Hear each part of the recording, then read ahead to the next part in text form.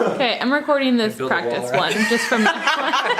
Well, I don't want to throw it away. It's like a good piece of gum. It's not in the So shot. gross. We'll pick it up later. I'm just kidding. I'm just kidding. I would I know, but I felt nervous. Okay. There we go. No, don't. Now, okay, let's put it in my pocket. Okay, now we're good. Okay, Yeah, I'll say my name and then you say yours and I'll come back in the Okay. intro. Okay. perfect. All right. Hey everybody, I'm Kirsten. And I'm Lucas Jackson. And we are part of your student ministry team. I oversee all things middle school at Austin Oaks Church, and Lucas takes care of high school. So we wanted to talk to you guys today about something we'd love to have you as a family celebrate, and we're calling it Family Testimony Night or Family Storytelling Night. And we're inviting you to participate on this May 15th. Our small groups for the semester are going to conclude on May 8th with our parties. And so the week after that, we'd love for you guys to do something together as a family. And Lucas, this was really your idea. Why don't you talk a little bit about what it is, why it's important?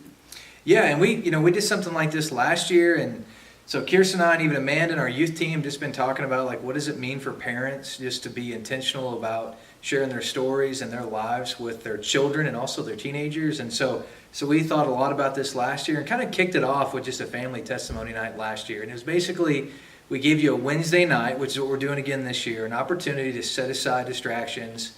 We're doing a Wednesday night because normally you guys have built into your schedules that your teenagers come to our small groups, middle school and high school ministries anyway, or you go to a men or women's study on Wednesday night. But basically take the time, maybe have a nice meal at home. You could even go out to dinner somewhere, but basically create space for your family to share your stories. And so moms can share their stories, dads could share their stories, and for everyone in your family to be able to hear what God has done in your life, and primarily like your salvation story. So like Acts 22, where Paul shares his testimony, what does your life look like before you became a follower? What circumstances brought you to faith? And in that, it's pretty obvious, from a biblical perspective of sharing like the sin that you realized you had, confession of those sins, and your willingness and desire to submit your life to the Lord and pursue Him with your life. And then how you're growing in your walk with the Lord. And so that's kind of what we're looking at again this year to help families just take advantage of that opportunity that they have in the lives of their own kids and teenagers. Yeah, because we get a couple hours, hopefully most weeks, with your students, but you guys are home with them all the time, and it's really clear that God set up families with parents to be the primary influence in the lives of their children. And in Deuteronomy 6, we see this principle lived out when the greatest commandment is given to God's people, and it says, "Hear, O Israel, the Lord our God, the Lord is one. You shall love the Lord your God with all your heart and with all your soul and with all your might. And these words that I command you today shall be on your heart. You shall teach them diligently to your children, and you shall talk of them when you sit in your house, and when you walk by the way, and when you lie down, and when you rise. You shall bind them as a sign on your hand, and they shall be as frontlets between your eyes.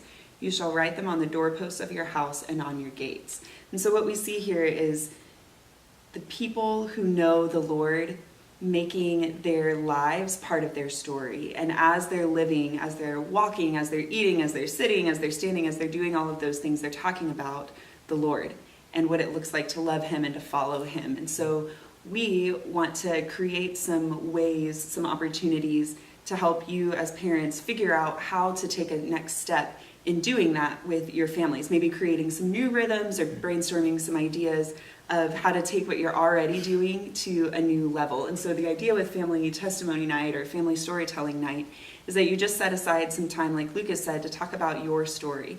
But maybe it's also a time where you can celebrate, reflect over the last school year or so, and talk as a family, what have we seen God do? How has He provided for us? And celebrate those stories as well.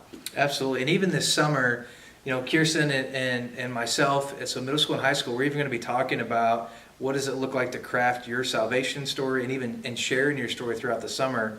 And even a great thing we typically do throughout the summer for all of our high school events and middle school, I think as well, we have a student share their testimony. And so it's just a great opportunity for students to be able to share their stories with other students. And it's even encouraging for students to hear another student's story in the walk with the Lord. And so we're really excited about this. We hope you guys will be a part of it. And please let us know if you have any questions. We're eager to be able to help you guys, mobilize you guys to influence and love on your teenagers and your kids at home. May 15, hang out with your family, tell your story. Peace. That was honestly really good. Yeah, I thought You guys so could too.